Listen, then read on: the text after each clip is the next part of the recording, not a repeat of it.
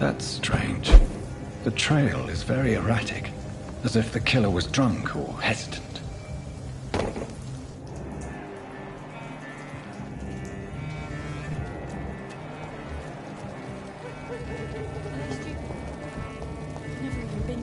At last, a little life. See me now, Mum. Good evening, sir. I wondered if I could ask for your help. Wow, you look like you need a drink. Yes. I apologize for my outfit. It's been a long night. Been there, seen that. Don't worry, things can only get worse. Has anybody entered the bar recently? Can't say. Sorry. I spent the night making love to that gorgeous bottle, see? This is important, sir. Are you sure no one has come in here in the last few hours? I don't know and I don't care. This is a free country. People still have the right to come and go, don't they? What's going on around here? It's like everybody is hiding. You must be new here. Have you not heard about the murders? Everybody fears the return of the sewer dog. Who is this sewer dog? It's the local bogeyman. Convenient answer for every crime that happened for decades. You murdered someone, blame the sewer dog, eh? You make it sound like it's a fairy tale. People will always believe in monsters. It's easier than accepting their own darkness. We can all be monsters. I'll leave you to your bottle then. My God, sir, you look like Jonah's whale just spat you out of hell. Can I get you a drink? No, thank you. I'm not thirsty. Well, grab a chair and get some rest. This is going to be another long night. Why is it going to be a long night? You must be new around here. Don't you know about the murders? Do the police have any leads on a suspect? Even before the outbreak, coppers never came round here. We're on our own. People die in these parts all the time, and no one cares. Tell me more about these murders. Every morning for the last few weeks, bodies have been found. And those poor sods didn't die of flu. Where am I? Where is this place? You're at my bar, sir, the Turquoise Turtle. The last ray of light in this dangerous part of town. So you're open all night? Yep. Figured people might need a place to rest in these dark times. Aren't you scared? Scared of what? All the bad shit happens out on the foggy streets. And I never go outside. I'm looking for someone who might have passed through here recently. Wondered if you might help. It's been quiet tonight.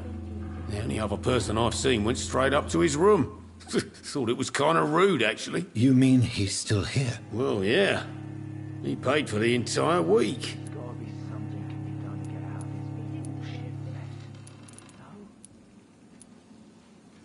Who is this man?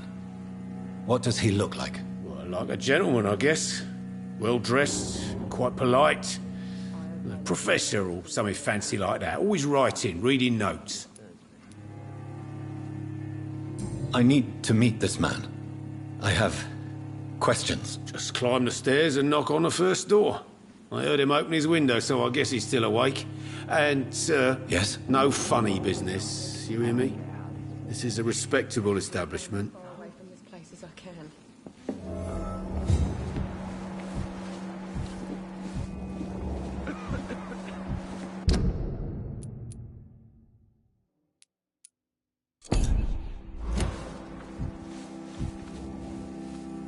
Hello, sir.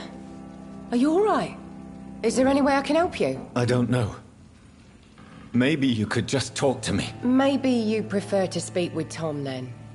He's more agreeable talking to strangers.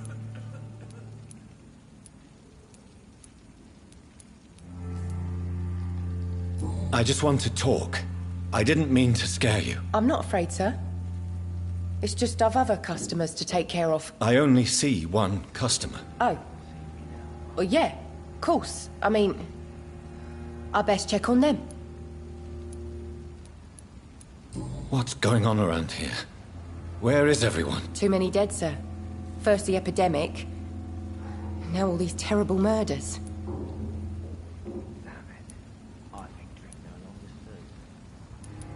What have you heard about the epidemic? There's a Spanish flu. Yeah. Killed so many last summer.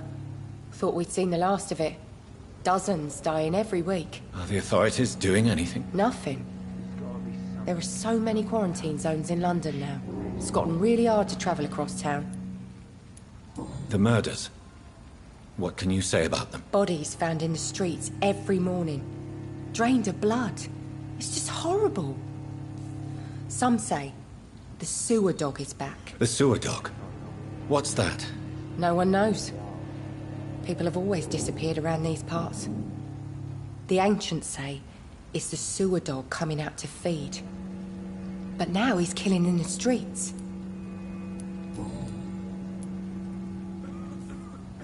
What is this place? This is Tom's bar, a turquoise turtle. I'm the barmaid here, Sabrina, if you want to know. You don't seem to have much business. Where is everybody? Well, most people are sleeping right now. And those that are awake tend to avoid going out. What with the murders and all. Are you always open this late at night? No, it's only since the epidemic started. Tom thought that people may need a safe place to stay. I'll leave then. Thank you. Damn it. I think drink no longer stirs me.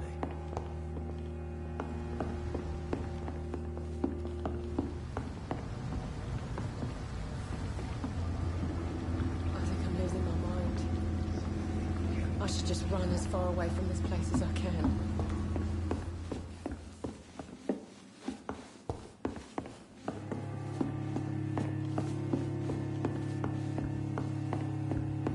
I hope I live long enough to see them wet boot boys get what's coming to them. This is no place for you.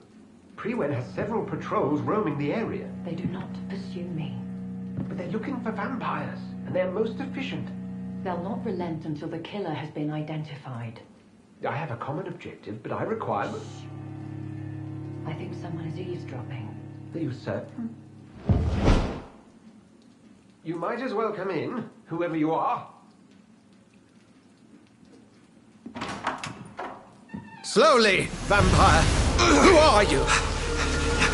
I mean you no harm, saith the vampire. Present yourself! I need a word. With anyone.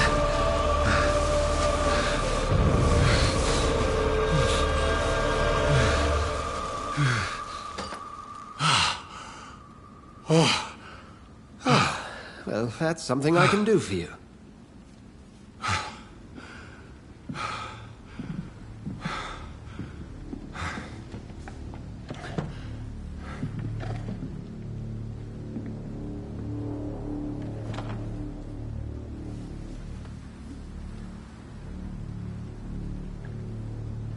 And who might you be?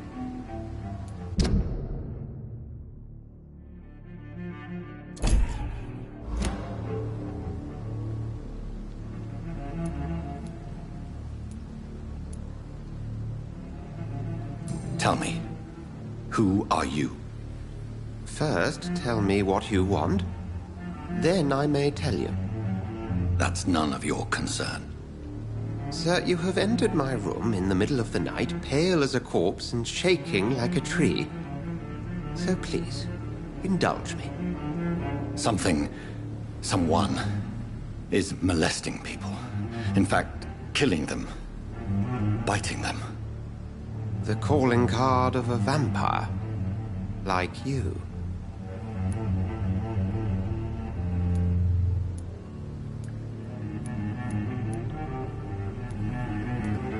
I've been hunted down in the streets and attacked. I'm a victim here, too. I believe you. Then if you are not a vampire, who or what are you? Dr. Edgar Swansea of the Brotherhood of St. Paul. I am performing an independent investigation here in an attempt to understand precisely what is going on.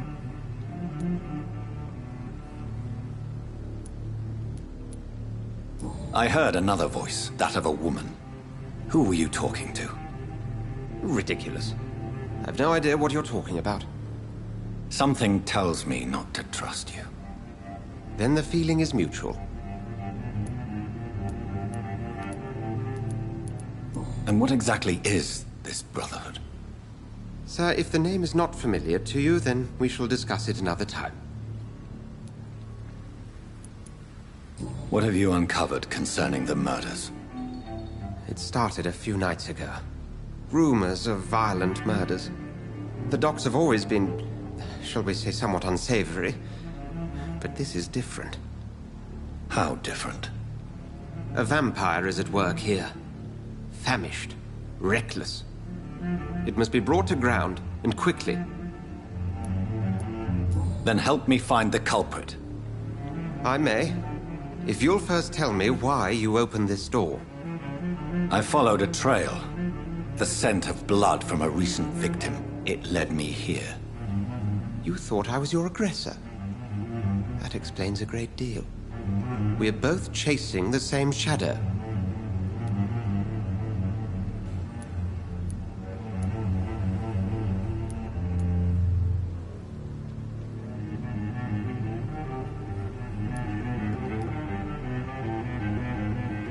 A shadow, indeed. Yet I heard his voice in my head. There was a moment I believed I was mad. You should let me handle this affair. You've no idea what you're up against. No. I will find the monster. He is mine. How will you do any better than I? But then let me ask you this. What are your intentions if you find the killer?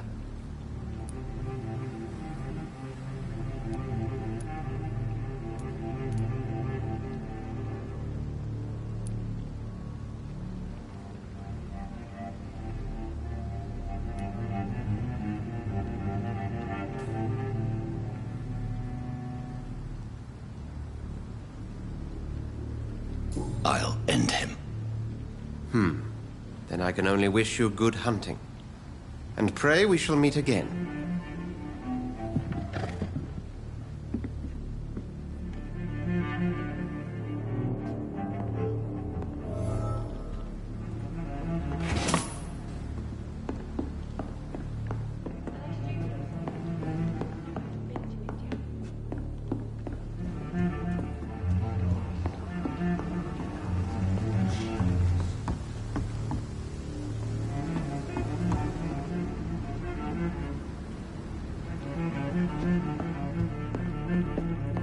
If Swansea is not my attacker, it means somebody else came here tonight. Someone must know something. Not long ago, this sort of mess would have given me a laugh.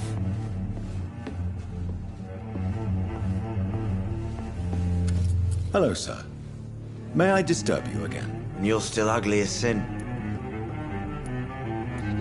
I'll leave you to your bottle, then. Evening, sir. Can I help you? I have a few questions for you. Well, if you must. I spoke to Dr. Swansea. He's not the man I'm looking for. Now, I want the truth. The truth? What do you mean? I suspect that someone else was here tonight. And I don't think Tom wants to tell me about it. I'm just the barmaid here, okay? If Tom says you're the only visitor we had, then you're the only visitor we had. I can feel your fear, madam. Please, tell me what's going on. It's Will. William Bishop. He came in here earlier tonight and he... Well, I thought he was going to clock someone. What happened tonight? He was dead drunk, as usual. But my God, his eyes... His face... He must have caught something awful. He shouted and cried. It was terrible. Why are you so afraid? I mean, his skin. His hands. I scrubbed every glass and every chair that he touched. God, I hope it's not contagious.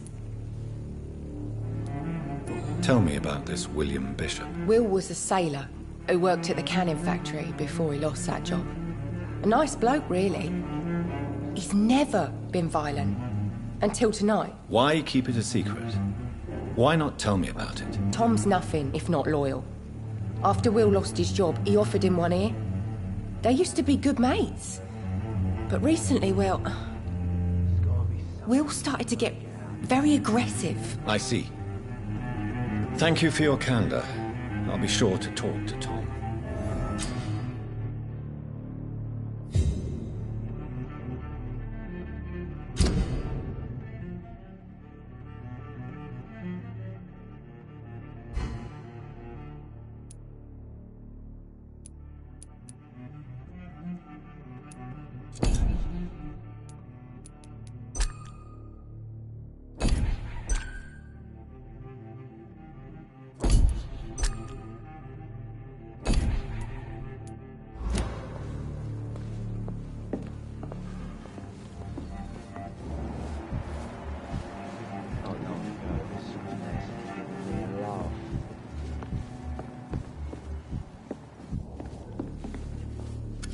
Hello, sir.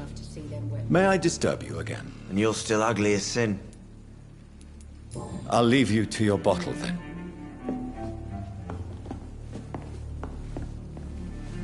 Welcome back. Did you find what you were after? I can't say I have. Are you sure no one else came into your bar before I arrived? Hey, I told you, you were the only other stranger I've had.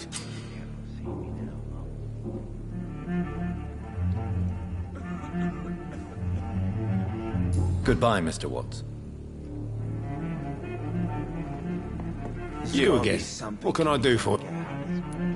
Tom, talk to me about the visit from your old friend, William. Yes, Will came by tonight, but he's not my friend anymore. Why lie to me if he is not your friend? I didn't lie. I said you were my only unannounced customer, and that's the truth. Who is he? William. Just an old sailor who loves his gin too much. He worked for years at the canning factory before it closed.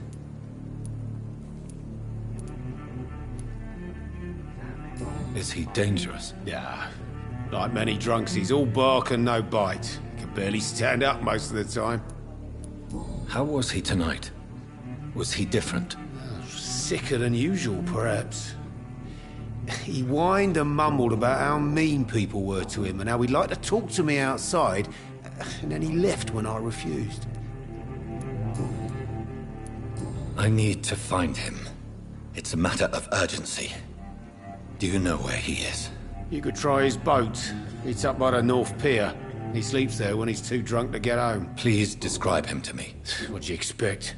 He's a tall, sick bastard with a bad rash and torn old clothes. William used to be strong. Now he's a mess. Thank you, Tom. If you see him, tell him I don't want him back here unless he cleans up his act, okay? I hope I live long enough to see them where boo boys get what's It's a good thing you can't see me now, Mum. I will get to the bottom of this intrigue. What's been done to me, to this city?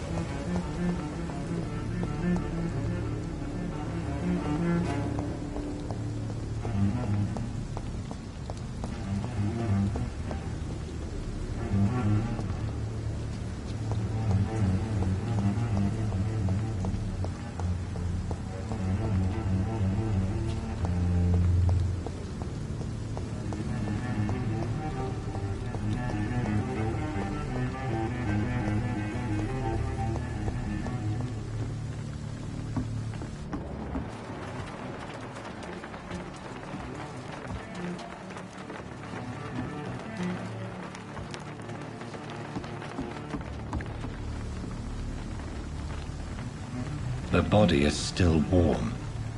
This man has just been drained of blood.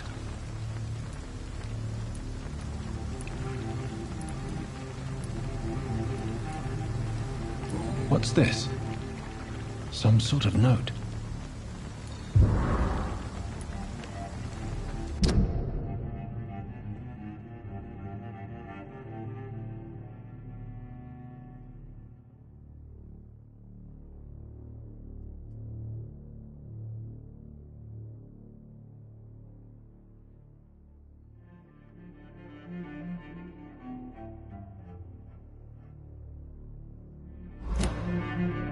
These men, they're a company of professional vampire hunters. This corpse has been dried of its blood, just like the previous victim. This man was armed. He tried to defend himself. Blood and empty gin bottles. This Bishop fellow is something of a heavy drinker. There are blood splats on the other side of the canal. I must reach that barge.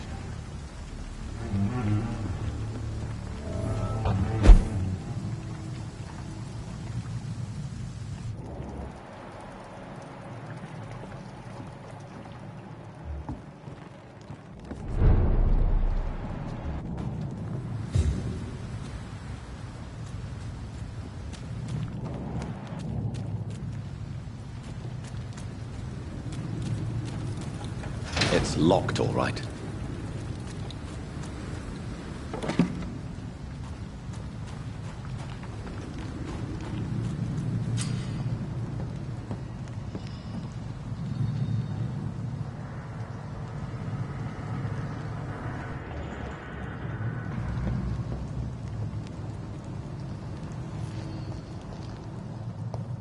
Over there!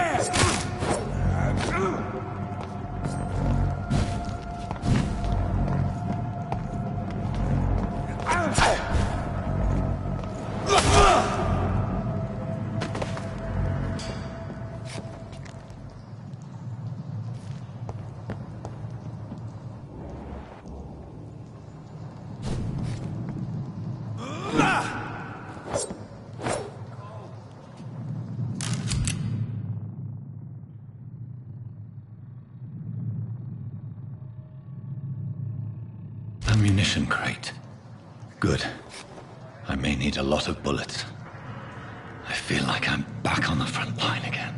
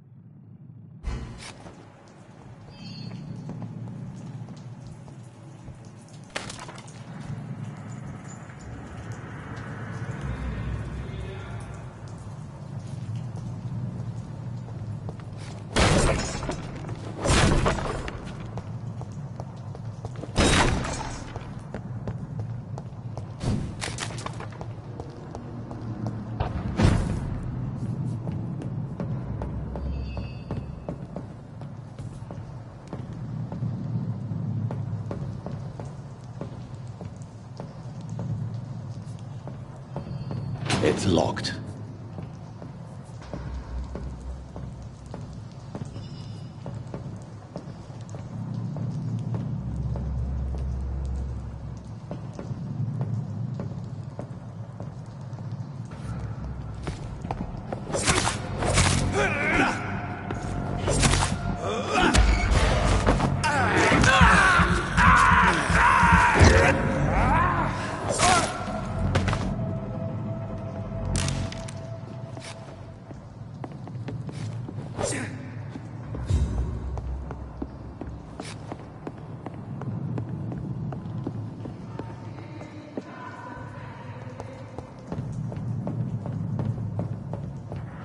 It's locked, all right.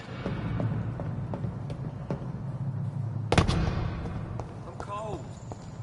There's nothing here. Let's head back to a warm fire. Shut that foolish mouth of yours. You ever known McCullum to be wrong about anything? Right.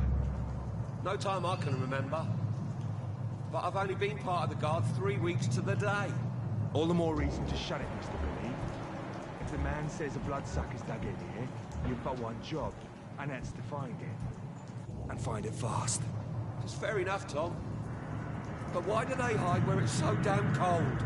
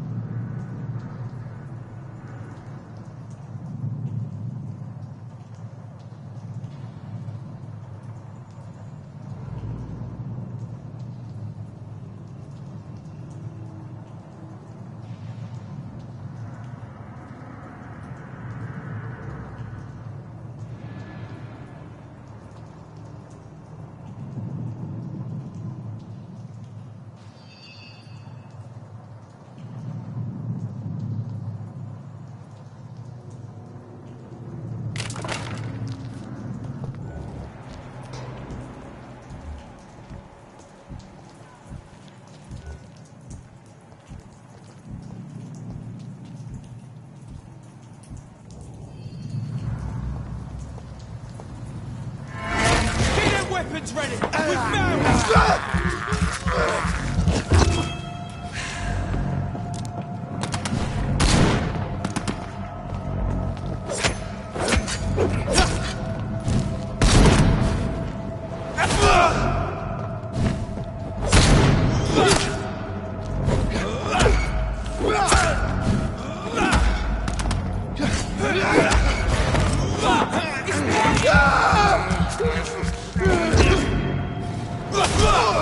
Watch it!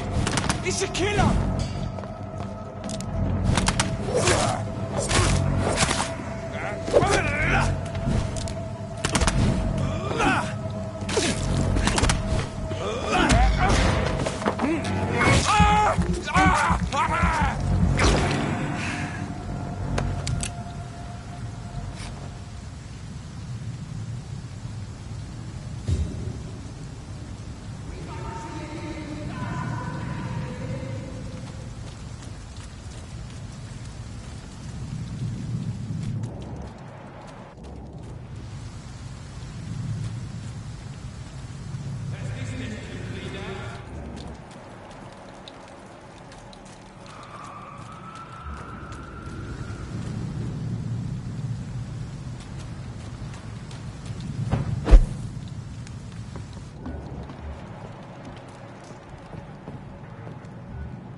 Nightmare screams when you burn them alive.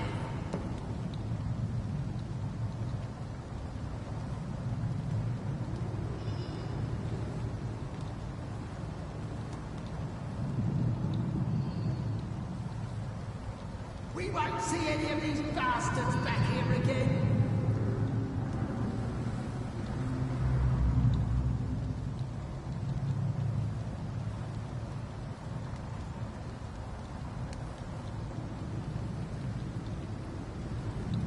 That's this nest of them cleaned out.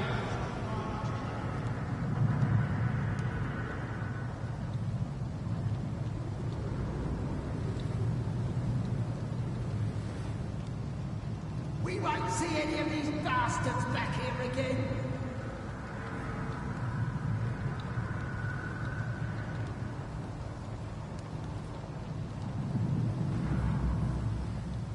I nightmare screams when you burn them alive.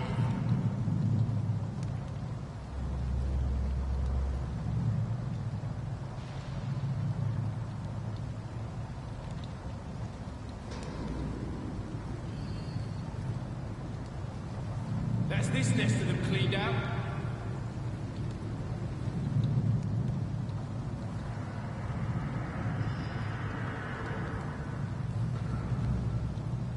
We won't see any of these bastards back here again.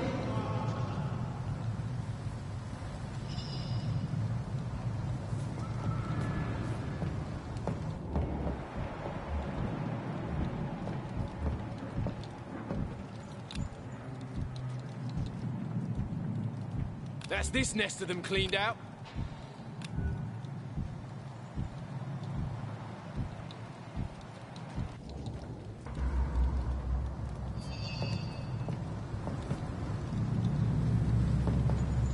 It's a leech! Kill it!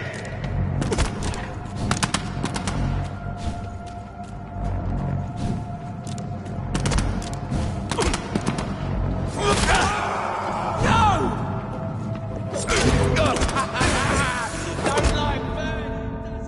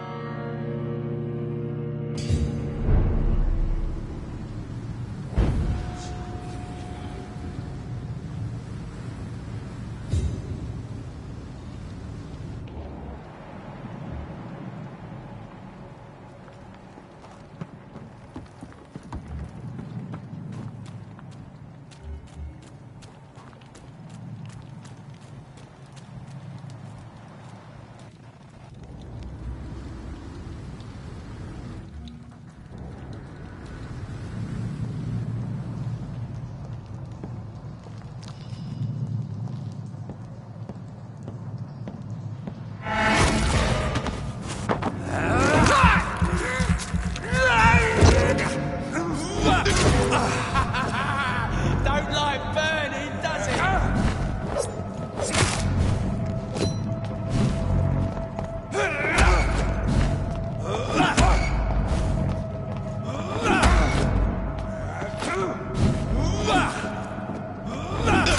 I'll take its head!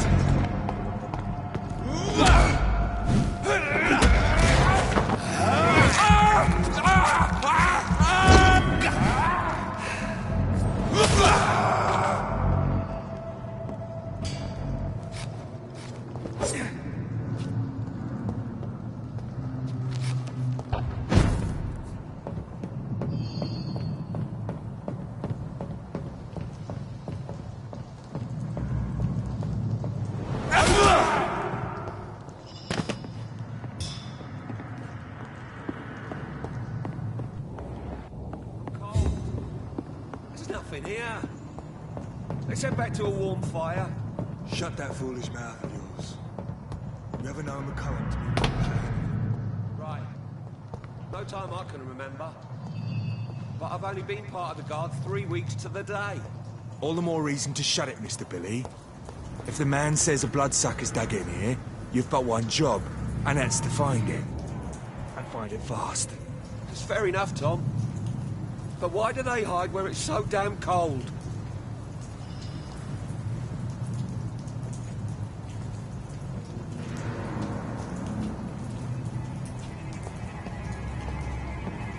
Over there! Let's pin it down! Pay for this!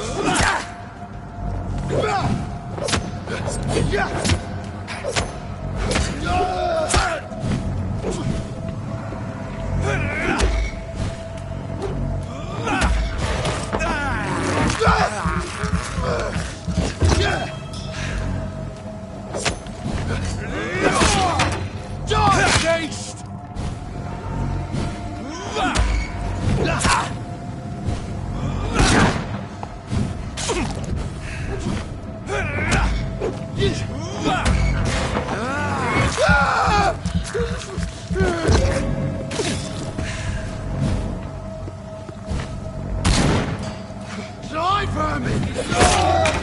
You leeches need killing!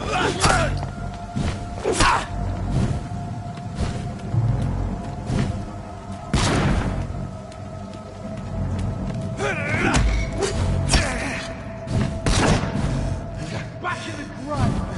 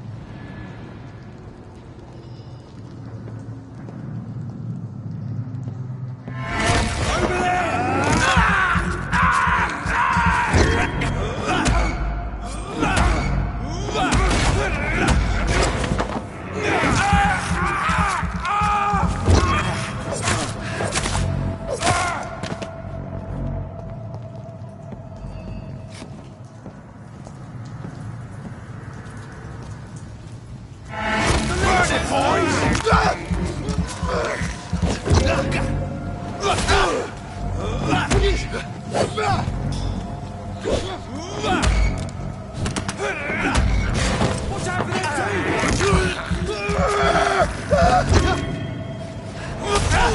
Murdering bastard! Oh Christ!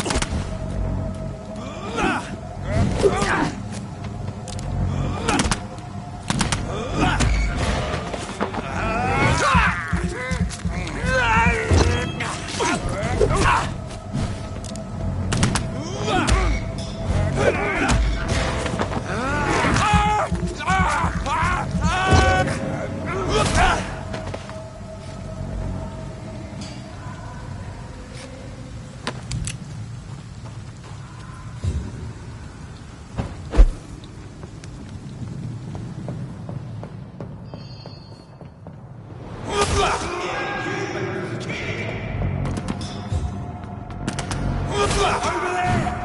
There's one of them vermin! Ha! Doesn't like...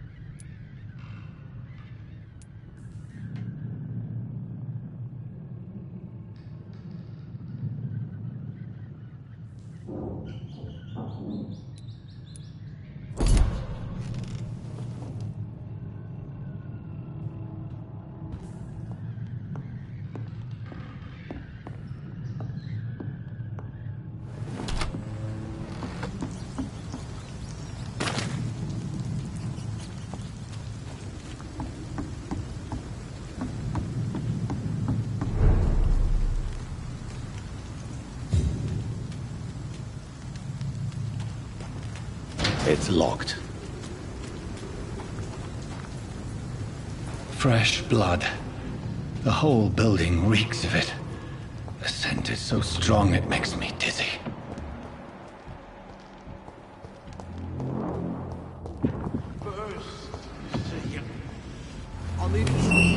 This place reeks of bloodshed. We've done it before. No. This creature is bedeviled. I must put it down.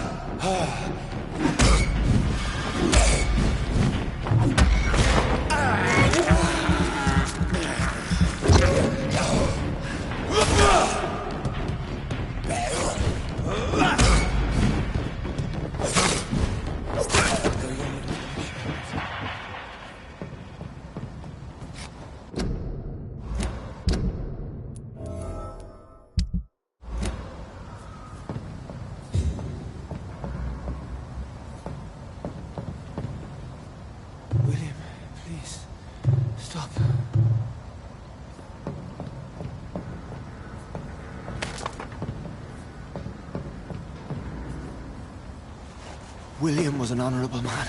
I could have saved him. Mr. Hampton, are you in there? I knew him well, another lost soul, a kindred spirit. Sir, listen to the sound of my voice. I'm a doctor. You're suffering from shock. I must return to my flock. They'll stray without me.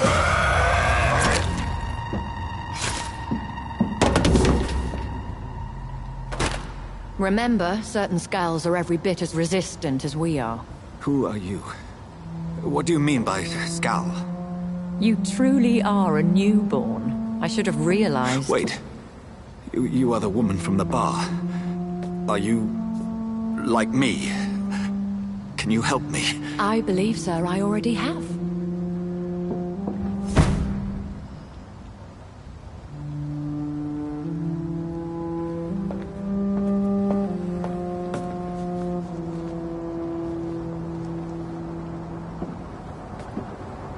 By George and the Saints, you've solved the mystery of these terrible murders.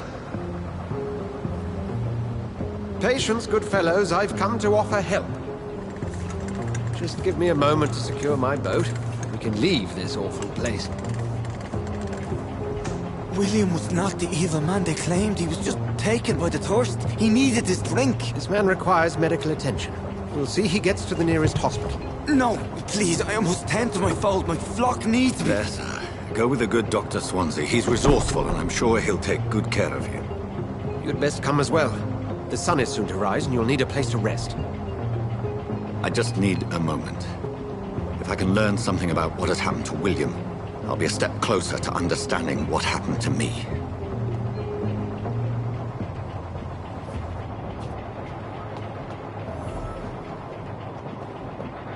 This poor creature can't be my maker.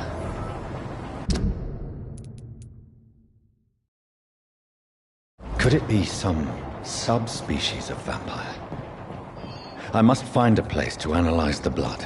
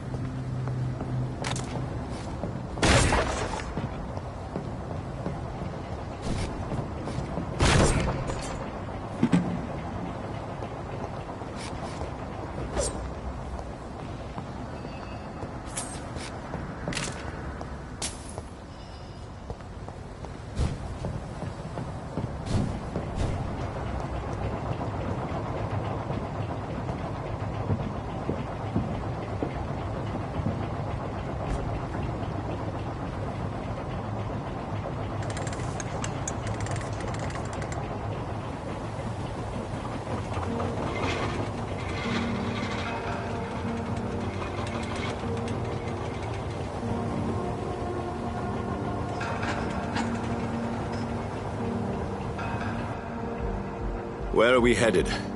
We're on our way to the Pembroke Hospital. It's just across the canal. They'll have a bed for poor Mr. Hampton. William was... what manner of creature was he? Predator, prey, villain, and victim.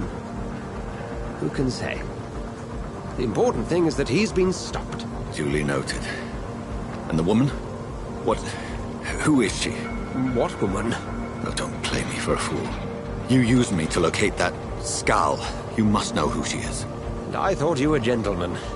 You shouldn't talk about a lady behind her back, but I will tell you she values her privacy. Were London as peaceful as she appears from the middle of the canal? If only that were the reality of the situation. To be honest, I've always tried to avoid this part of town. Pembroke Hospital is the last bastion between the rest of London and the epidemic. The flu has decimated the East End and the war still rages. Welcome to the front lines of a plague. This is where you work, Dr. Swansea? I am the administrator of Pembroke Hospital. I thought you were here in service of your mysterious order, the Brotherhood of... Of St. Paul's Stone, yes. But first and foremost, I'm a man of science.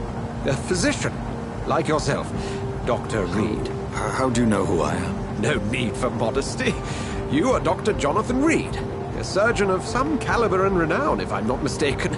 You are correct, sir. I knew it! I had my suspicions. But when you took the blood sample from the corpse of poor William, I was certain. Dr. Reed. Marvelous. Have we met? I attended 3 of your seminars before the war.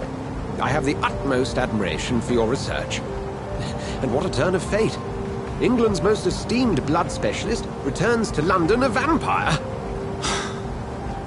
That word, again, from a so-called man of science. I understand. Traditionally, the role of science is to refute myth, but when myth walks among us, the Brotherhood of St. Paul has dedicated its purpose to their study. There's so much for you to learn. And for that, you are right. Well, then let me be blunt. Join my staff at Pembroke Hospital. As a physician. I suspect you'll not find a better post of employment to contemplate your predicament. This is sudden. I was returning home to see my sickly mother. But alas, that was before contracting this affliction. Dr. Reed, take a moment to consider. The post would be for the night shift, providing a good explanation for your absence during daylight hours. You'll be adequately reimbursed, and have a place to hide. I even had the forethought to bring some clean clothes. So, what do you say? It seems I have little choice, but yours is a generous offer, so I thank you. Brilliant! Oh, Jonathan, this is one for the book, and the beginning of a beautiful friendship.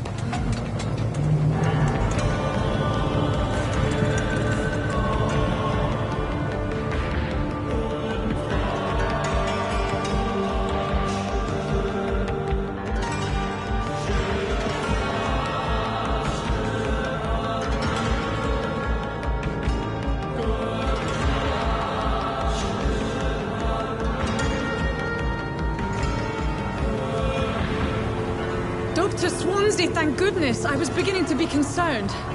Worry no more, Nurse Crane, for I bring good news. Oh, Doctor, what a night. We lost 2 more patients. Nurse Scow said she couldn't take it anymore and resigned. Yes, well, I'll make a new rota in the morning. In the meantime, find a good bed for Mr. Hampton. Be sure to pay attention to his needs. Of course, Doctor. Oh, and Dorothy? Yes, Doctor? Dr. Reed here has just returned from the front. He served King and Country and will be joining us here at Pembroke. We're very lucky to have gained a surgeon of his talent, and one so experienced in blood transfusions. That is good news indeed, Doctor. Oh, yes.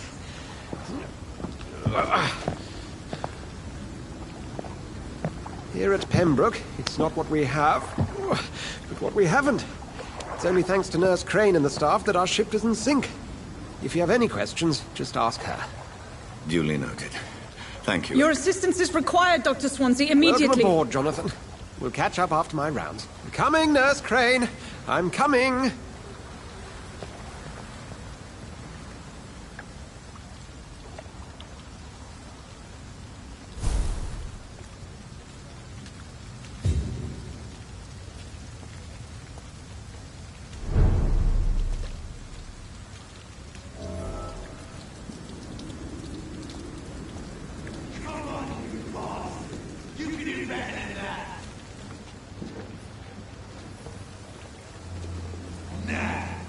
It's my turn!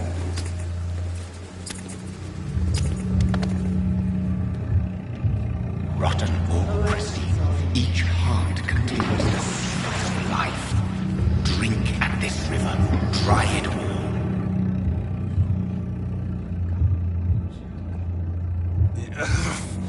Oh, come on, you bastard! I won't bite. Sir, please. You've lost too much blood. Calm yourself. You think I didn't notice? Stop your staring and get me to an hospital, you arse!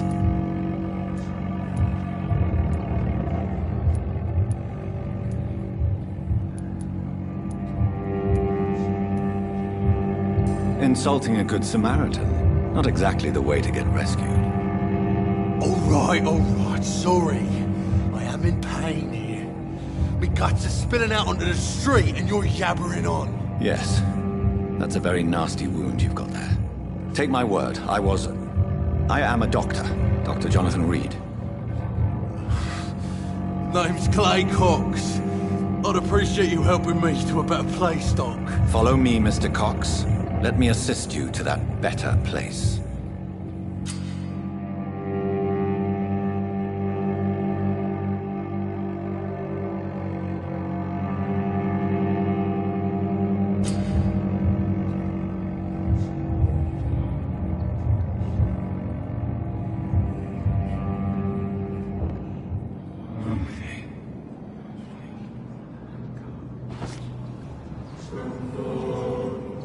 Bring this fading light into the shadows. Dance with him the dance of life and death.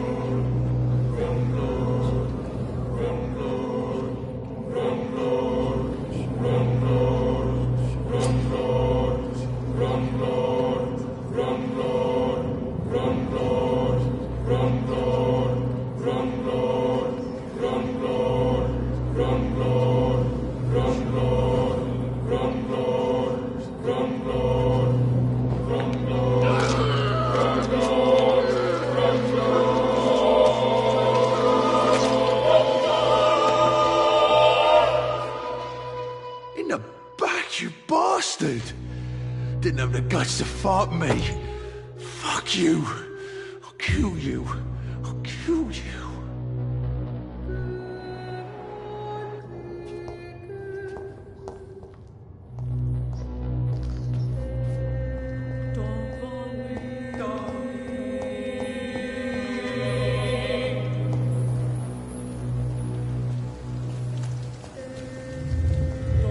To taste a life, to embrace its most intimate secrets. Such a burden, such a divine sin.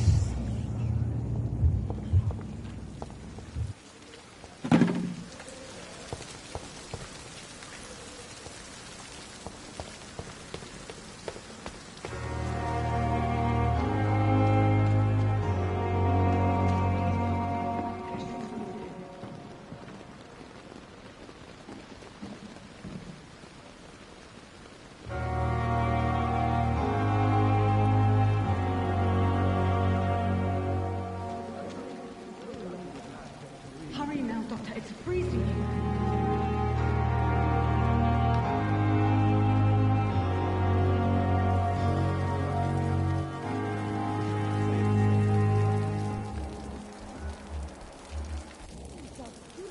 Doctor, where have you been?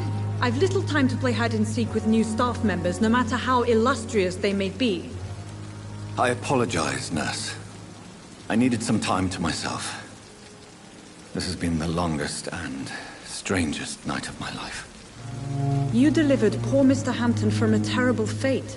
The means to that end should be of little concern, Doctor. Thank you, nurse. What can I do for you? Dr. Swansea insisted we provide you a quiet office. You'll find it on the second floor with your name on the door. Thank you. Nurse Crane, isn't it?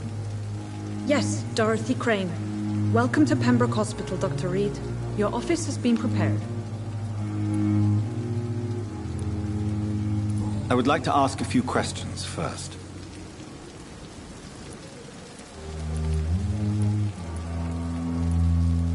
And Mr. Hampton, the patient we brought in, how does he fare? I gave him a sedative to help him sleep. Poor thing was in quite a state of shock.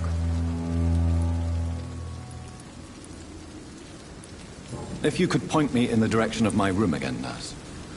Second floor of the hospital, left after the stairs. It's the last vacant office at the end of the corridor. Thank you, Nurse Crane.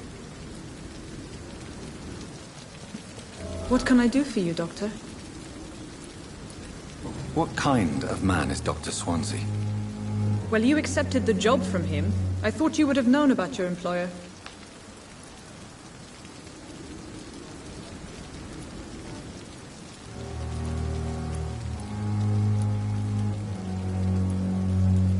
Apologies, I've only just met him the once. This is sudden. I've only just returned to England. Dr. Swansea is a brilliant surgeon and the most compassionate physician.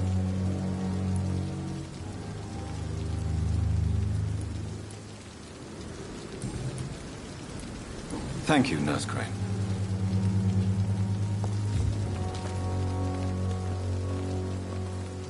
Good evening, sir.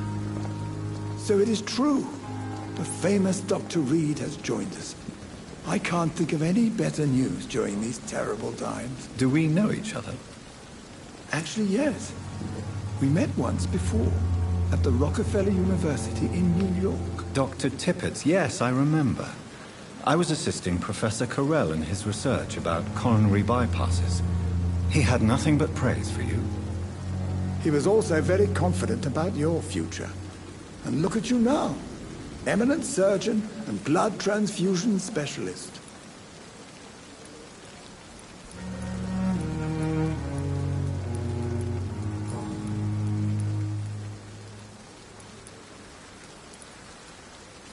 What can you tell me about the staff in the hospital? Some are really good, and others are not so good. But during this troubled period, there is no time for slander. I prefer to focus on the positive character traits.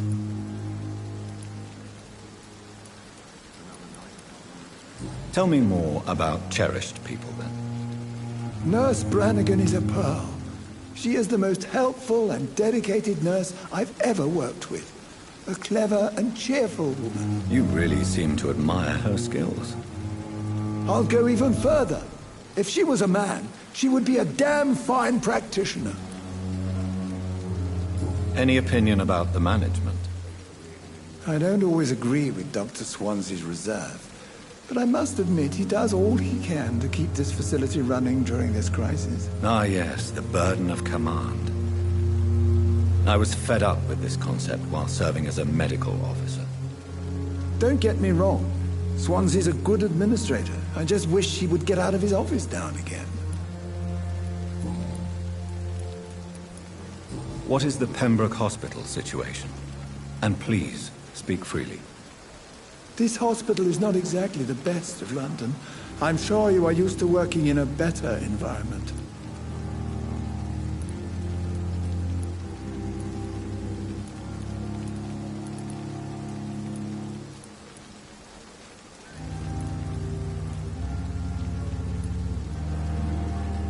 It's more than enough.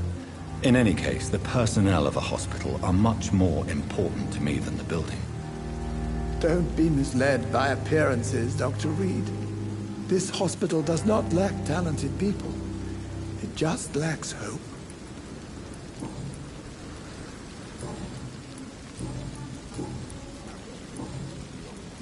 Goodbye, Dr. Tippett.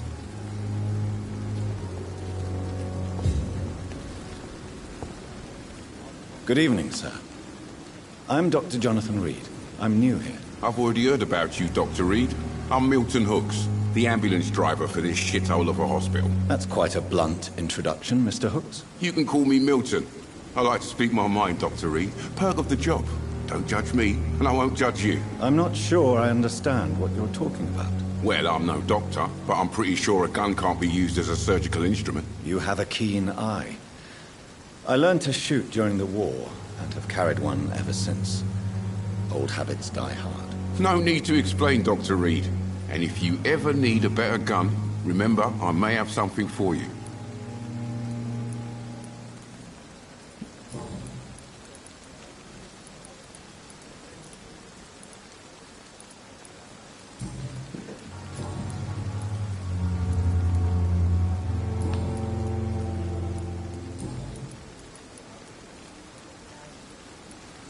So what do you do exactly in this hospital? Apart from smuggling guns, I mean. I've been an ambulance driver since... too long, I guess. I bring sick people here night and day. It's a dirty job, but I get it done. Most of the time.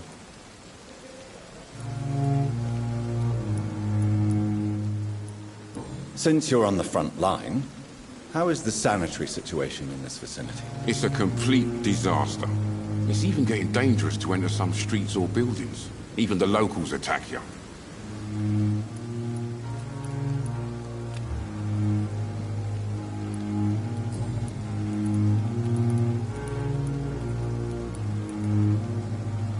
How is the situation around here? You want to hear the situation is all right? It's fucking awful. We lack everything, and it's getting worse every day.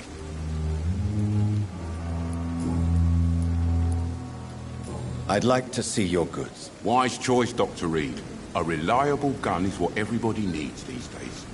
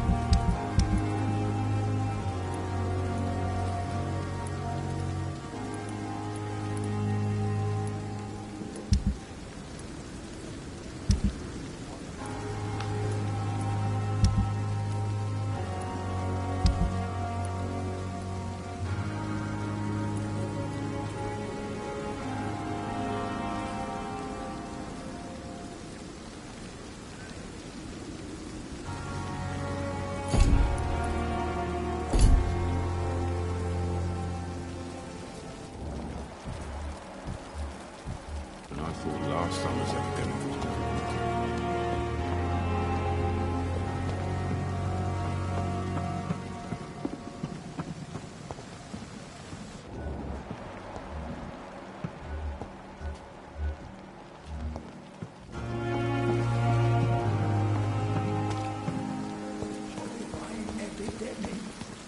At least that mistress of the dark has stopped following me. Good evening, nurse. I'm Dr. Jonathan Reed, the new surgeon here at the Pembroke. Dr. Swansea has already told us about you, sir. I'm Nurse Gwyneth Brannigan. Welcome to the Pembroke Hospital. Did he really? It's a good thing I wasn't hoping to keep a low profile. All members of staff have already read about your new blood transfusion technique. Dr. Swansea made sure of that. I see. Well, I'm a little surprised, but I suppose I'll just have to deal with this unexpected notoriety. You must know, blood transfusions are Dr. Swansea's primary subject of research. He is convinced it is the future.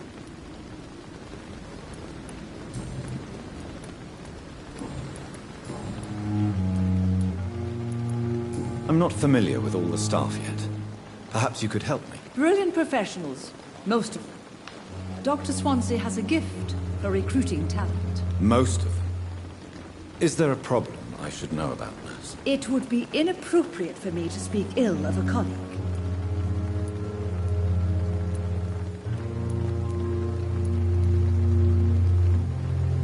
Is there anyone that stands out? Well, I have never met someone as dedicated as Dr. Tippett. He should be a standard for us all here. If only he were younger. Why should his age be a problem? I guess it's fair to say he's always pushing himself to the limits. He just doesn't know when to stop and get some rest.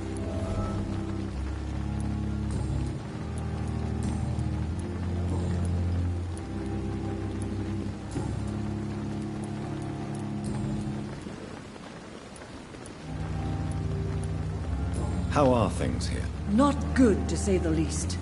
We're struggling against an invisible enemy, more lethal than any bullet from a gun. It's hard, Doctor.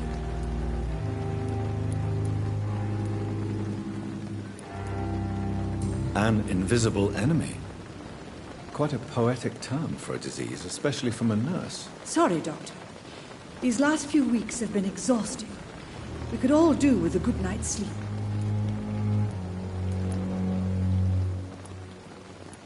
Do you think this hospital can survive the epidemic? We are all volunteers here, and we're trying to hold fast, but how do we beat an invisible killer? Some nurses have already resigned.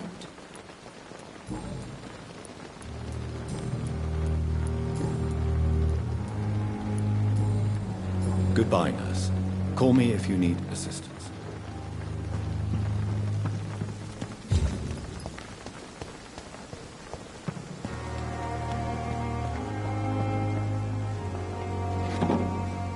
Safer here than anywhere else in the East. Dr. Swansea is right. This place seems perfect to conduct my research.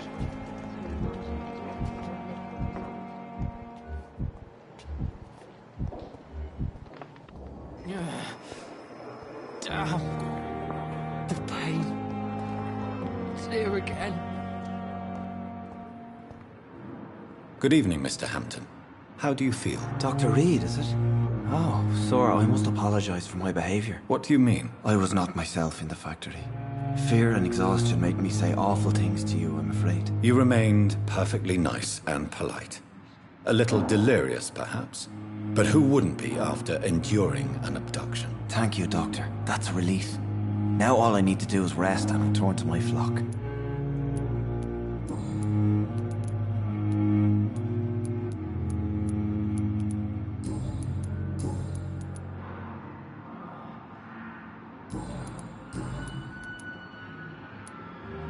How do you feel, Mr. Hampton? Medically speaking, I mean. I feel exhausted. Beyond exhaustion, actually. William drank so much of my blood in his madness. I feel empty. You're in good hands here. Dr. Swansea is well versed in blood transfusion, and I'm sure he'll take the best care of you. Thank you, sir. I believe all I need is rest. And then I can go back to the people who need me.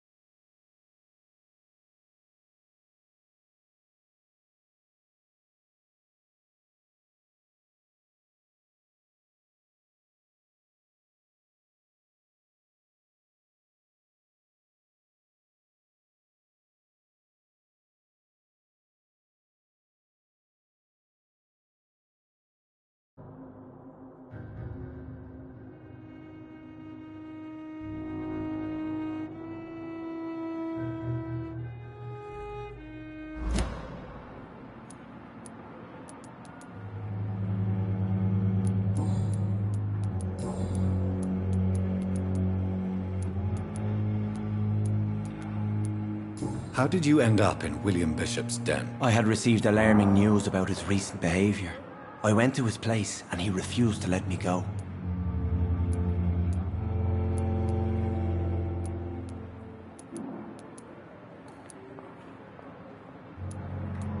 Why did he abduct you? William was an alcoholic. His addiction suddenly changed to blood. I don't know why. Just like a patient I met here. This Miss Hawcroft.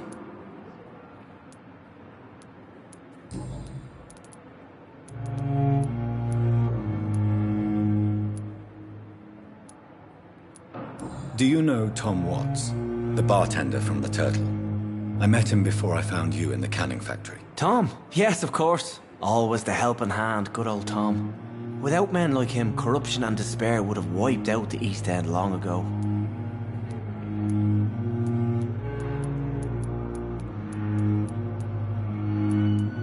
Who should I avoid in this part of town, then? Any particularly evil figures? Not really. Most men and women are just doing their best. And it's not my habit to speak ill of people I know, Doctor. People are still in despair. How could it be otherwise? The authorities have left us all to rot in this contagious nightmare. No drugs, no advice, nothing. It's a damn shame. What is the general situation in the East End docks? The situation has always been tough, with a lot of tensions between the gangs and the dockers' trade union. The wet boot boys are very nervous since they lost their leader.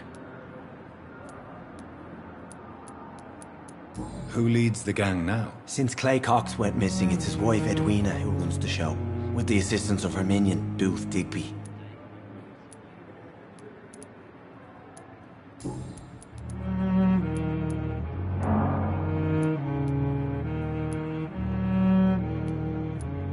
How did you end up in William Bishop's den? I had received alarming news about his... You dared to enter this awful place alone. You're a hero, Mr. Hampton. Or a fool. I'm just a man trying to help his friends, Dr. Reed. William Bishop was a conflicted soul, searching for light.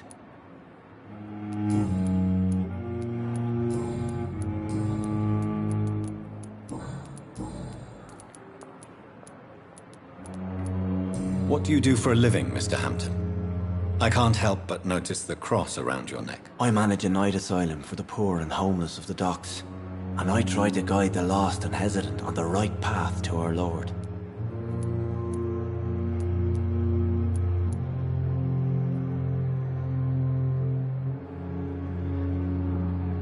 Why didn't you use your cross against William Bishop?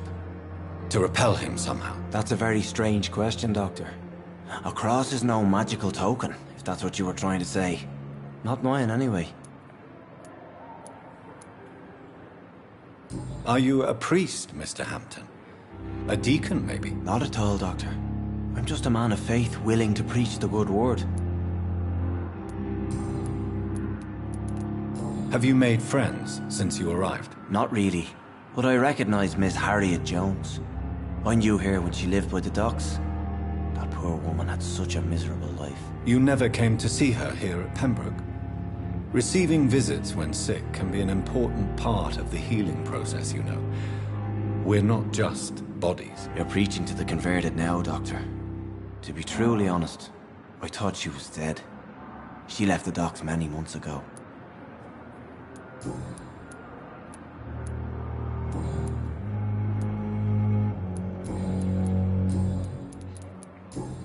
Goodbye, Mr. Hampton.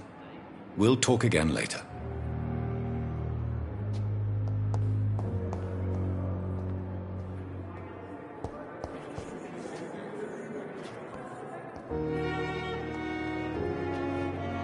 Good evening, sir.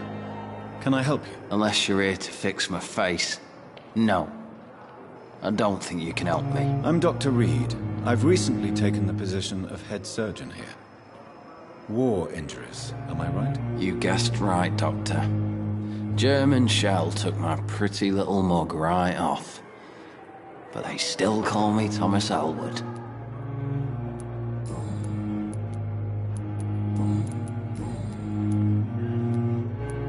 How is your stay with us, Mr. Elwood? Oh, it's bliss. I just escaped death in the trenches to be surrounded again by the moans of the dying. Can I ask you precisely why you're a patient here? It's the pain, sir. The drugs don't work. It just hurts under the scars, if you get my drift. Who is treating you? Is someone in particular looking after your case? Nobody since the old and tired doctor spoke to me. Started to think I was forgotten about. Wouldn't blame you. You don't seem worried by that. My face hurts so much more when I smile or cry. I've learned it's easier not to speak. But be assured I'm smiling inside.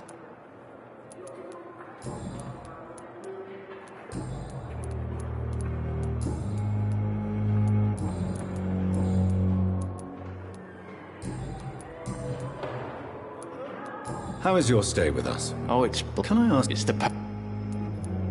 Can I do anything for your pain? Nurses gave me a bunch of pills. No effect. Told you. It's like the flames are under my skin, burning away.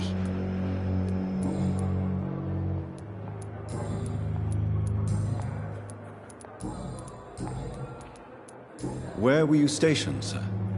Did you serve for long? I really don't want to talk about all this shit. No offense. I was pushing too much. I served in France myself. I just wanted to know what happened to you. You were an officer, weren't you? Then I doubt we fought the same war, sir. No offense.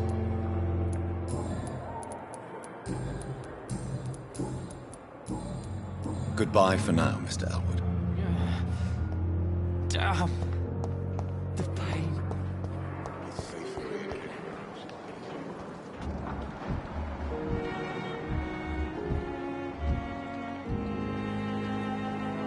Good evening, miss. I'm Dr. Reed, the new surgeon at the Pembroke Hospital. And who are you? Your name has no meaning to me, mortal. You're nothing but dust blown by the winds of eternity. I beg your pardon? What are you begging for, mortal? My clemency? Well, tonight maybe I'm inclined to mercy. You'll never forget the night you met Thelma Howcroft. You keep calling me mortal. Why is that? And if I'm mortal, what are you? Well, Dr. Reed, if you must know, I'm a vampire.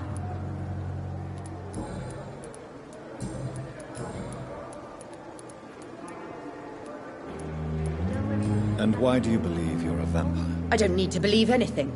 It is what I am. It is what I feel within this hollow shell of flesh.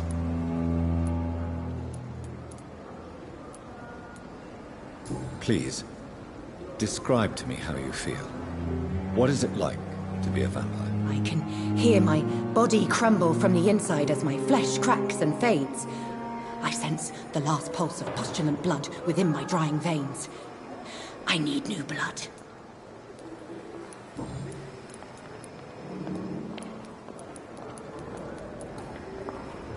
I'm assuming you must be a patient here.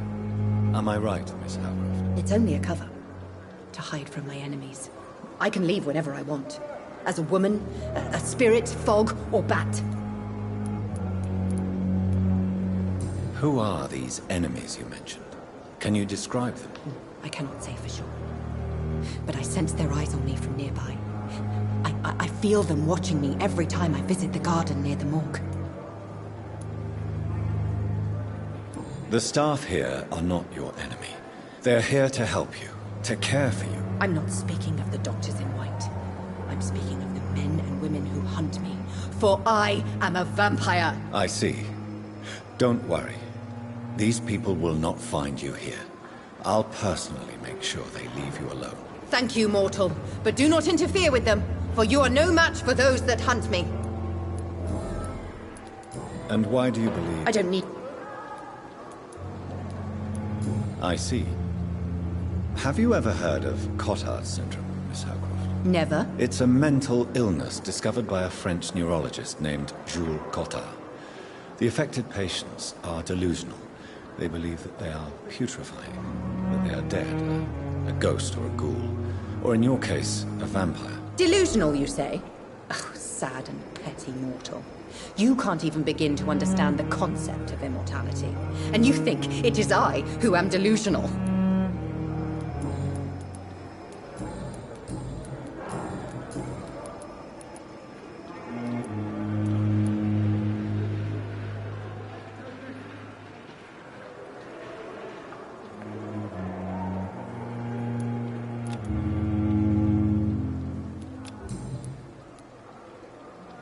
I'll leave you, Mistress of the Dark, to your nocturnal activities.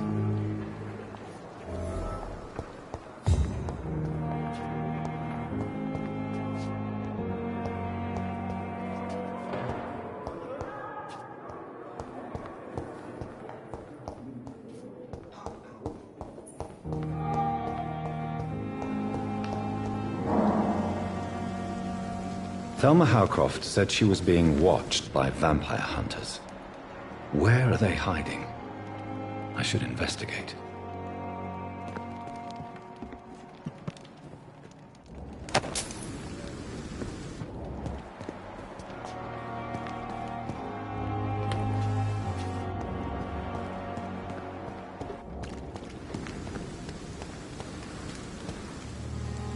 Good evening. I'm Dr. Reed. Always a pleasure to meet a colleague, sir. Especially when he was supposedly dead. A colleague? Are you a doctor too? Not anymore, sir. I used to be Dr. Rakesh Chadana. Now, I'm just Mr. Chadana, pawnbroker and humble guardian of this morgue. What do you mean, you used to be a doctor? Was your license revoked? No, sir. It is just that I like to be precise. I run a little pawn shop while taking care of the dead. But I used to be a real doctor.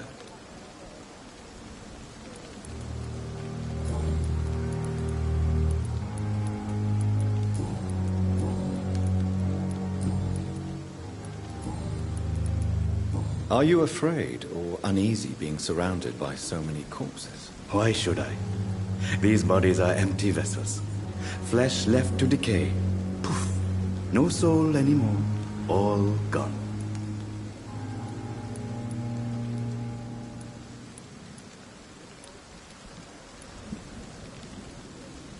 How did you get this job? After I left the army, I worked as an undertaker down by the docks. A dangerous place with many an unpleasant business there. Milton Hooks helped me get a job here.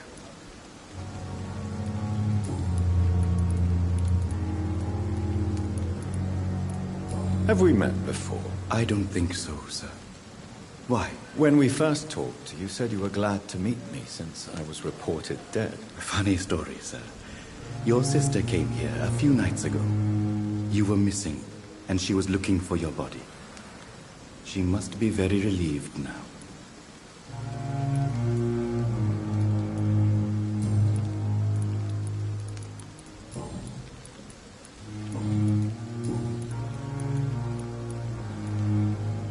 Do you work here alone? Yes, very easy work, sir. All I have to do is watch a few bodies. The situation was very different when the main morgue was still open.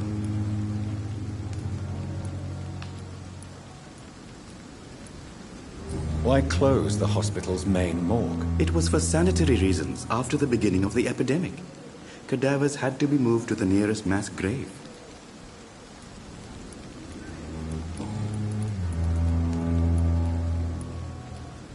Do you... Yes. Why do you have to watch these bodies? Because these poor fellows have no names. We keep them in case someone comes looking for the missing.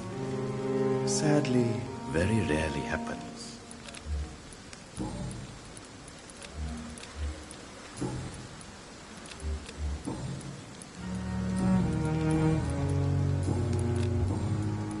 A pawnbroker?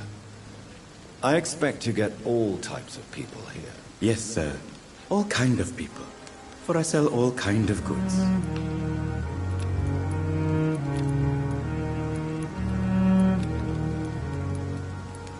Who comes here to trade with you? It's very unhygienic, even unsafe.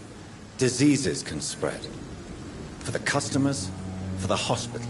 I'm very cautious, sir. I've been a doctor, remember? And all my clients are good people.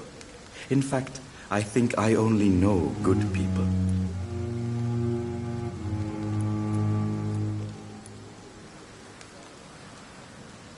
What kind of goods? With the quarantine, it's not always easy to buy things. So I trade, I exchange. Some people sell, some others buy. I like to help.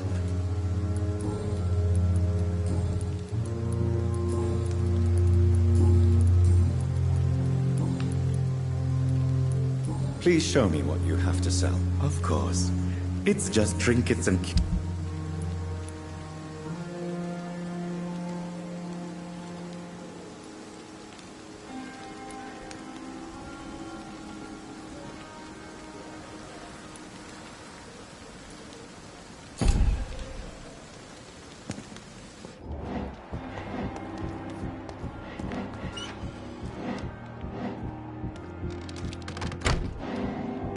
I'm sorry you ended up on my plain and cold medical bench, sir. I understand you must be very angry about this unfair situation. I managed to arrange to have you buried in the same mass grave as your wife. I hope that might help.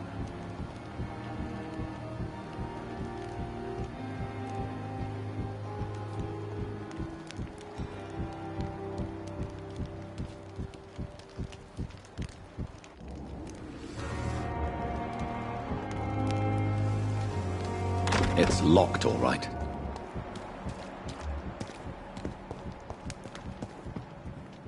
It's locked, all right. I'm sorry you ended up on my plain and cold medical bench, sir. I understand you must be very angry about this unfair situation. I managed to arrange to have you buried in the same mass grave as your wife. I hope that might help.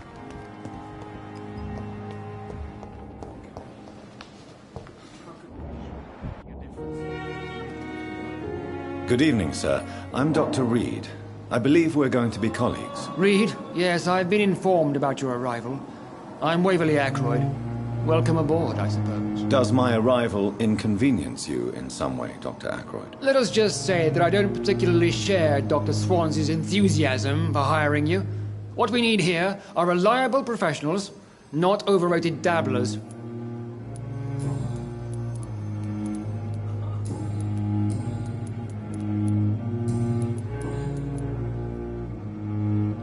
I don't know what you've heard about me, but I have already proved my value as a practitioner. I don't question your skills, Dr. Reed, but your motive.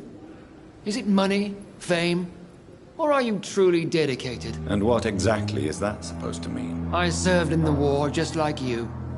But unlike you, I did not use the wounded to play the modern sorcerer. Be careful what you insinuate, Dr. Ackroyd. I only want you to admit you used those men to improve your theories.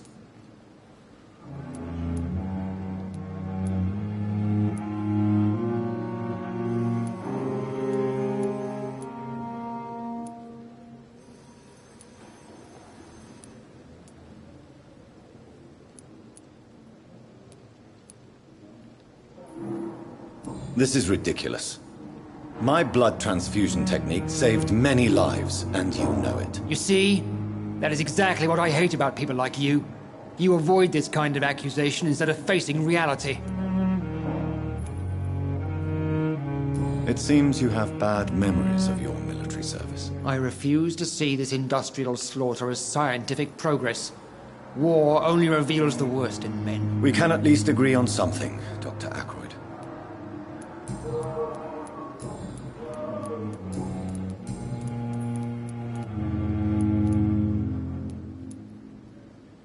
Since your tenure in this hospital is longer than mine, perhaps you can tell me more about this place. Let's just say I'm tired of the carelessness around me.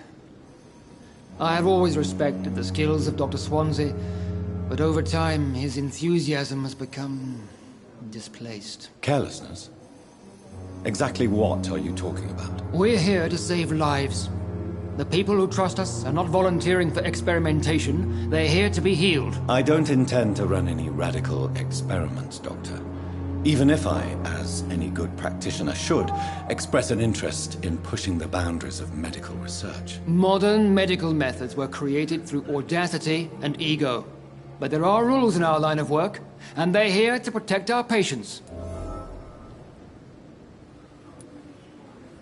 If you have a problem with me, Dr. Ackroyd, please feel free to tell me. Dr. Swansea has imposed your presence on this hospital without asking anyone's advice. The benefit of his position. But I don't agree with it. I know we've never met before, but I believe this hospital could use all the help it can get. You will agree with that, I'm sure. Oh, but I have heard about you, Dr. Reed. Of course, you can't say the same about me, since I have not wasted my time courting the press.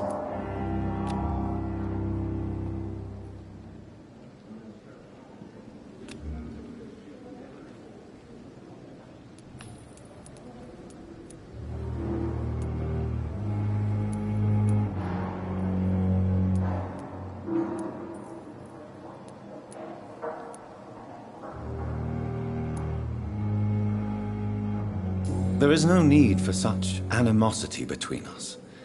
Don't you think the epidemic is already enough to deal with? That is one point we could agree on. And that is precisely why I want to be sure that you will be of help to this hospital, instead of a burden.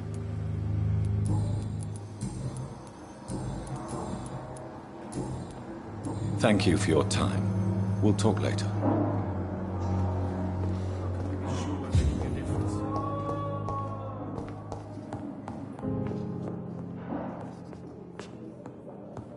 My sweet girl. Reads me like a book. Never could keep anything from her. Good evening, Doctor. I believe we're going to be working together. Dr. Reed. Dr. Swansea informed us of your arrival, but I could not dare to believe we'd have such good fortune. Such an honor, sir. Thank you. And you are? I am Thoreau Strickland, Dr. Thoreau Strickland. I'm a great admirer of your work, Dr. Reed.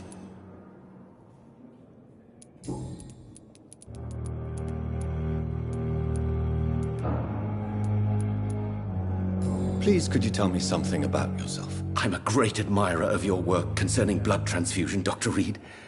I run my own experiments. I'm convinced it's the future. What made you choose to be a doctor? I'm not ashamed to admit you and your work have inspired me. I am honored to have the opportunity to work by your side.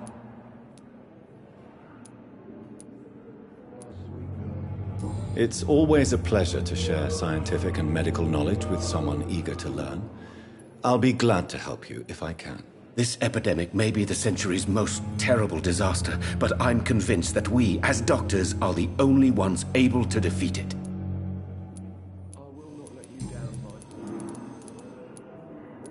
Please, could you tell me something about... I based my technique on my mentor's research. He helped me perfect my method. What is yours? I'd rather not talk about it. For now, it's just theories at first approach. My process is purely experimental and unsuccessful. As long as you're cautious and methodical, you may remain empty-handed, but you won't fail. You're not the first one to warn me, but I am convinced knowledge is the main weapon against the ravages of this epidemic.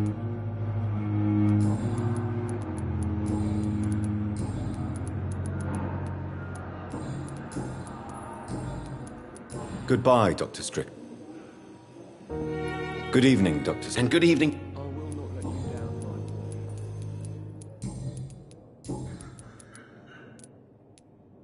What can you tell me about the Pembroke? Well, it has always been an honor to work with Dr. Swansea. But with your arrival, I can't think of a better opportunity to learn about blood transfusion. You seem quite optimistic. It's a rare and precious attitude in these difficult times. I'm convinced that this epidemic is a test of endurance and dedication for us men of science. Questions remain about our capacity to resolve the situation. True. Last summer, during the first wave of the epidemic, I used to joke with Milton about the extra work. We're not smiling now. Well, it is... Do you need... Well... Do you want me to play the... Oh, no, Dr. Reed. But if you went personally to his shop, what with your reputation and all, he wouldn't dare to refuse the products I need. I see. Well, give me the address, for I may pass by if I have time. What do you think of Dr. Ackroyd's aversion to modern medical methods? It's a shame he's so narrow-minded. Dr. Swansea taught me that science is about exploring uncharted territory. I'm convinced that's true. With the influenza and all that's going on, you should put your differences aside, don't you think? Why is it so difficult to work together? I believe that if Dr. Ackroyd had been the one to discover the transfusion process, he would be the first to recommend its use. So you believe it's just a question of jealousy and pride? Dr. Ackroyd is as proud as he is blinded by his obsolete concept of medical science.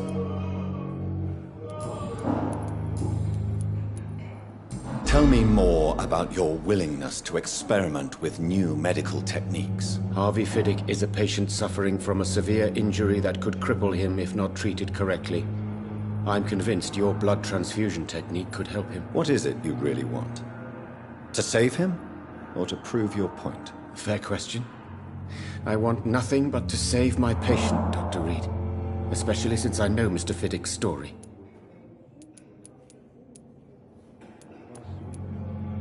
Tell me Mr. Fiddick's story. Our first diagnosis was compromised because Mr. Fiddick lied to us about the real origin of his injury. He first claimed it was an accident. But why would he hide such crucial information from us? Because he is a proud father, ashamed of putting his children at risk because of his own negligence.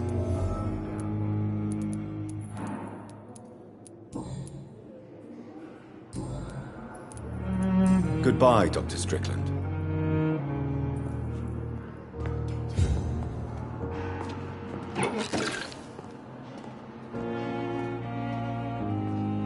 Good evening, sir. I'm Dr. Reed. May I help you? I don't know if a third opinion is needed. Your colleagues are already arguing about my condition. I see. Would you mind telling me more about your situation? I'm Harvey Fiddick. All I want is to get me bloody arm fixed properly.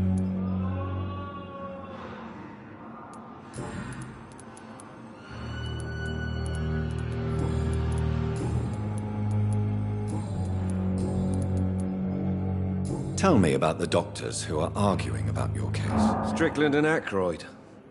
They both want the best for me, but there's a lot of pride there. Doctors are no different from carpenters, it seems. What do you mean? I often had professional arguments with rivals on a building site. Difference is I disagreed about wood and nails, not flesh and bones.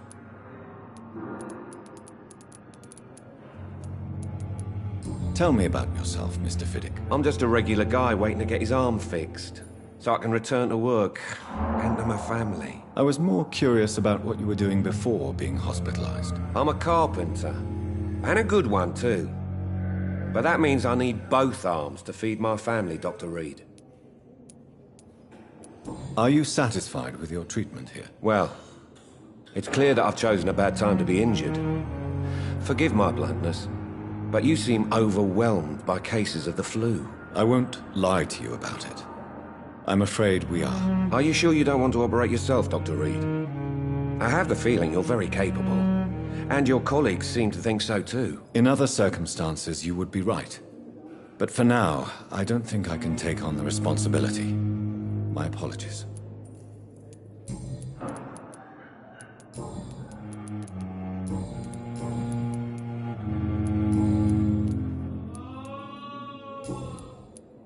Tell me about your injury, Harvey. Why do you feel so guilty about it? My wife died because of me. And now I may lose everything because I've been careless enough to hurt myself. What an arsehole.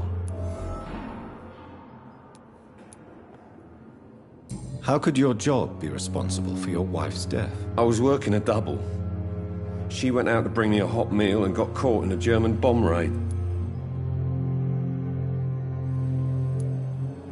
You can't hold yourself responsible for your injury, Mr. Fiddick.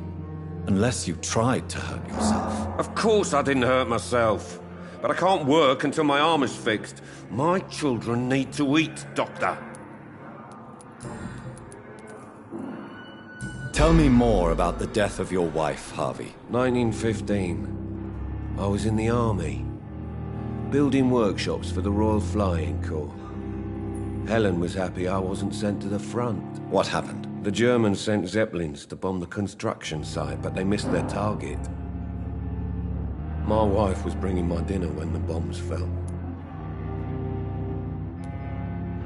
How are your children after losing their mother? They were smaller then. The only good thing about this is my Helen didn't bring them with her that night. I'm sorry for your loss. So many died during the bombings. I served in France and witnessed the carnage there. I would like to say that she didn't suffer. Truth is, I have no idea. I just know that I'm all that me kids have. Poor little bleeders.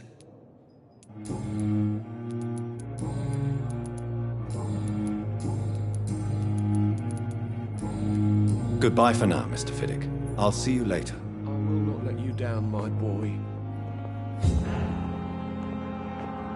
What can I do for you, Doctor? Thank you, Nurse Crane. You always knew the words to calm the children, Helen.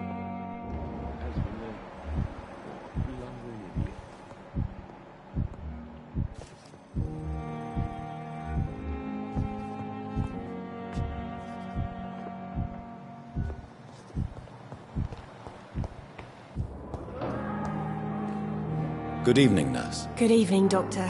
I don't think we've been introduced yet. My name is Pippa Hawkins. And I'm Dr. Jonathan Reed. Dr. Swansea has recently offered me a position in this hospital. Well, it's a euphemism that your help will be appreciated, Doctor.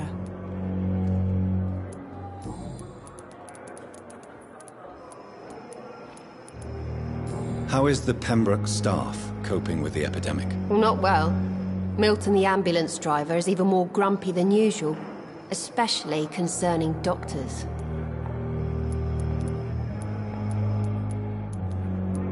Why is Milton grumpy on a daily basis? Is it just an act? Milton's not the kind of man who's bothered about a bad reputation, whether he deserved it or not. Why does Milton dislike doctors? I don't know. Just ask him. But be warned, Milton is not the chatty type. How long have you been a nurse? Well, long enough to see that the epidemic is winning.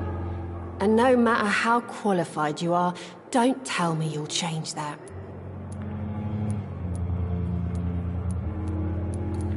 You'd be surprised what dedication can achieve, Nurse Hawkins. In medicine, sometimes we're just a test result away from a miracle. Sorry, Doctor. I don't want to sound bitter, but I'm just too tired to give a pep talk like Nurse Brannigan.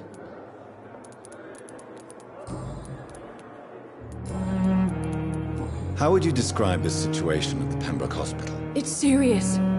The flu is wreaking havoc amongst the staff and patients. We are running out of everything.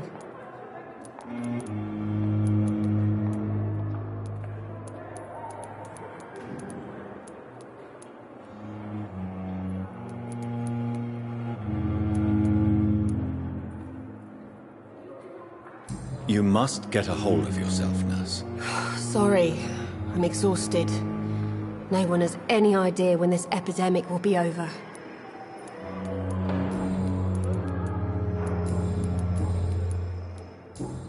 Goodbye, Nurse Hawkins.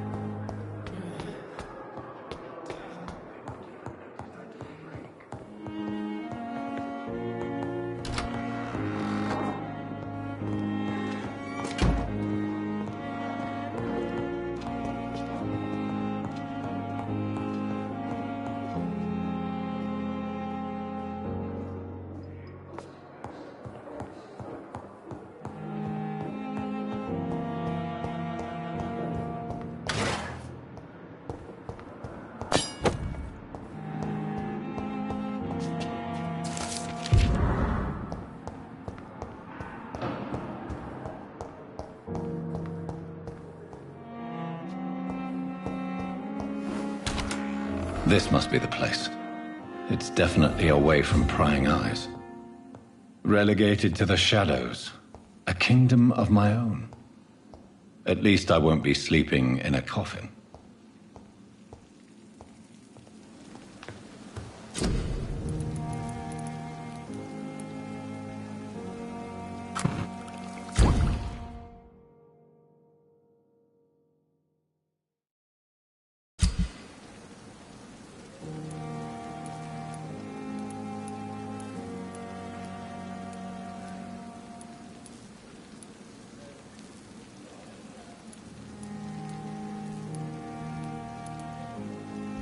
William Bishop's blood is much more unstable than human blood and shows extensive mutation. But this is not what happened to me. I must keep on searching. The sun is about to rise. I can feel it. I'll continue tomorrow night. I have so much time now.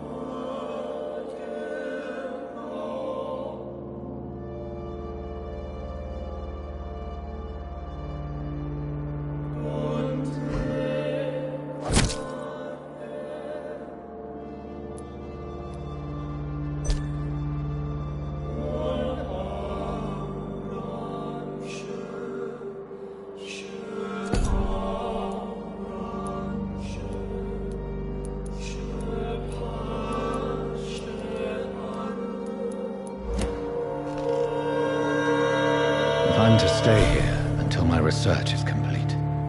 I'd better learn to hide my true nature from the mortals. But what about my thirst for blood? The flower's dying. It needs water.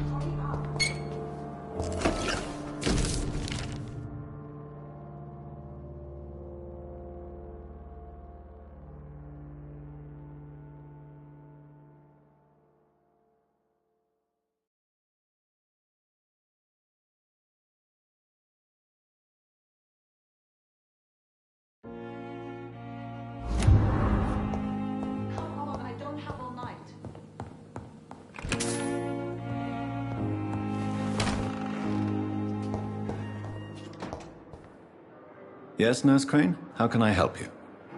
I'm so sorry. I know Dr. Swansea wanted you to rest, but we have somewhat of a crisis. A crisis, you say? Our supply of antiseptics is nearly depleted. I was hoping there was another box up here, but...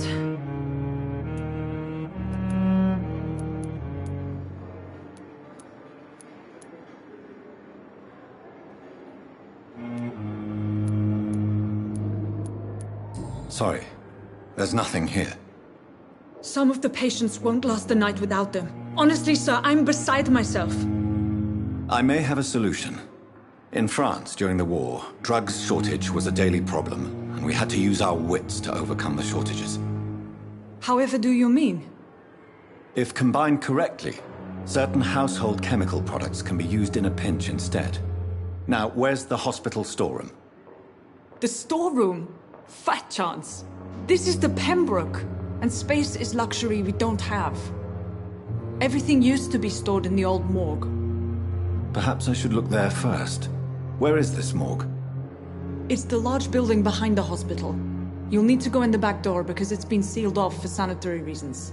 Take this key. It opens a small back entrance at the end of a narrow street. The abandoned morgue behind the hospital. A small door at the end of a narrow street. On my way then. Thank you, nurse.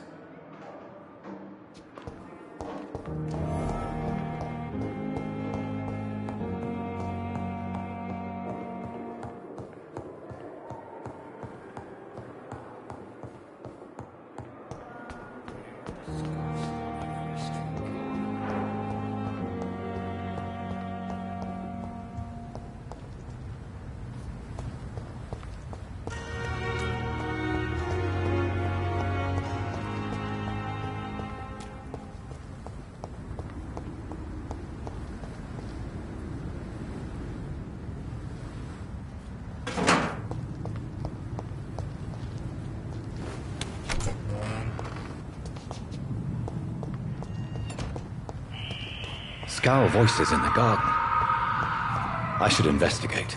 If they were to find something...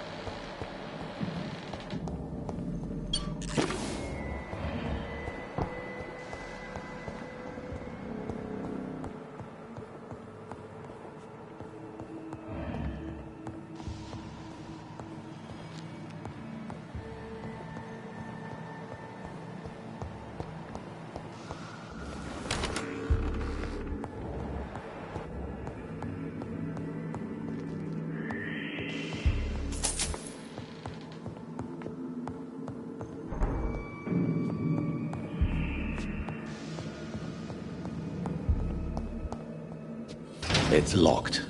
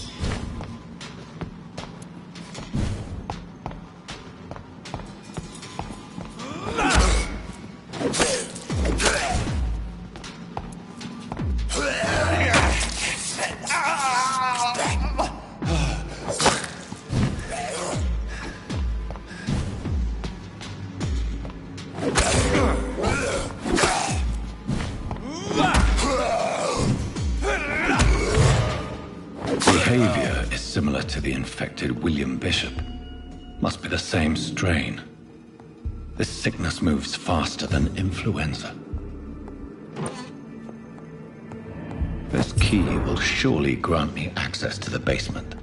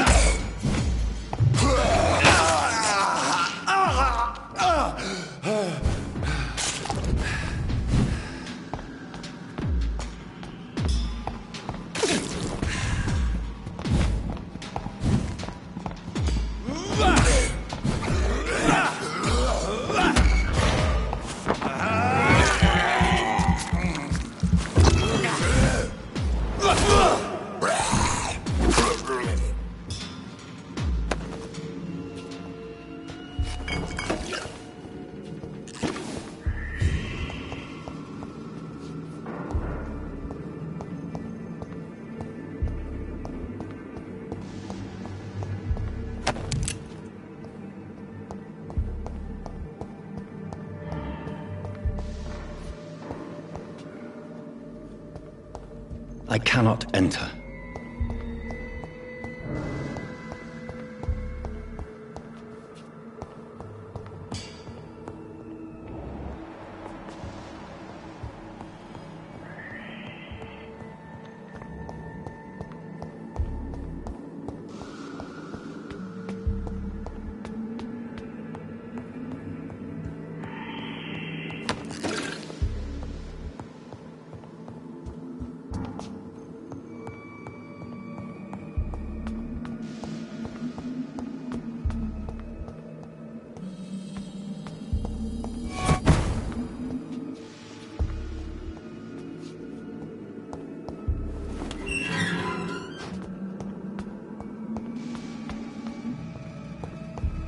These skulls feed from corpses and the husks of animals.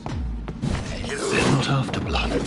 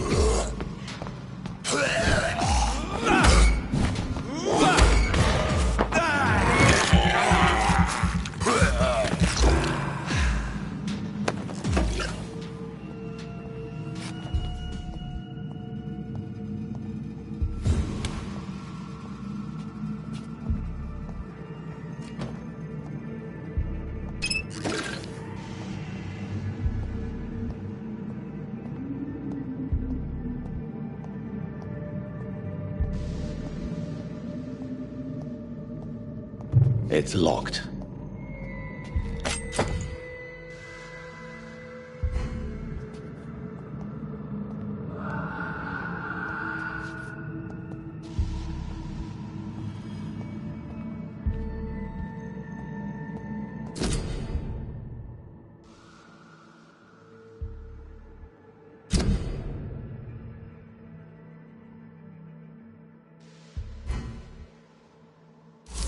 Mr. Connor's injuries don't match the report. I'd better look into this.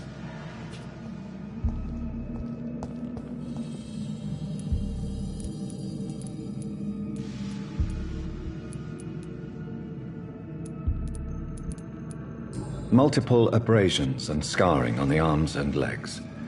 Old and distinctive injuries of a sailor or a fisherman. The chest was originally opened to perform the operation. The sutures are clean, but the chest has been reopened. Traces of a pinkish foam at the corner of the lips. Some sort of drug overdose, perhaps? A puncture over the left lung, possibly a chest tube insertion. Not the cleanest work, but I think it was successful. Signs of internal bleeding. So, Dr. Tippett's anesthetics were incorrectly dosed, causing the patient's death. And then he tried to operate on him again. Tippett has made an egregious error. It's time we talked.